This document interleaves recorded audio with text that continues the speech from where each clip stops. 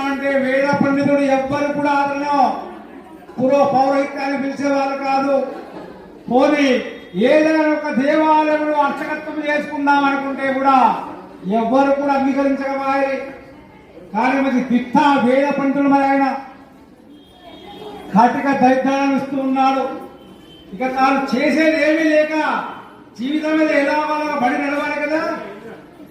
దానికని ప్రతి ఇంటింటికి వెళ్ళేసి ప్రతి నిత్యము కూడా అమ్మా భిక్షాం దేహి అని యాచించి ఇంటికి వెళ్ళి ఆ విధంగా భిక్షాటన చేసి తన జీవితాన్ని సాగరిస్తూ ఉన్నాడు. ఏదో అలాగా బండి లాగిస్తూ ఉన్నాడు.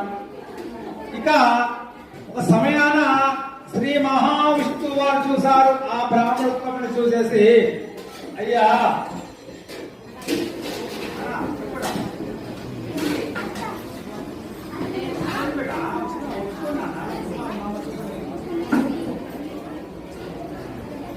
ఆ విధంగా ఆ మహావిష్ణువు వారు అతను చూశాడు. అయ్యో వీడు నా భక్తుడే కదా, ఎన్ని బాధపడుతున్నాడే వీడు,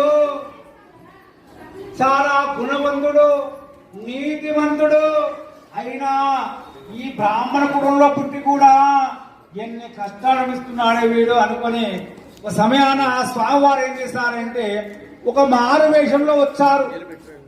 తను భిక్షాటం చేస్తూ ఉండగా తనకు ఎదురుగా వెళ్ళి, అయ్యా నాయనా ఎవరు నాయనా నీవు, ఎందుకు ఇలా భిక్షాటం చేస్తున్నావు స్వామి అని అడగానే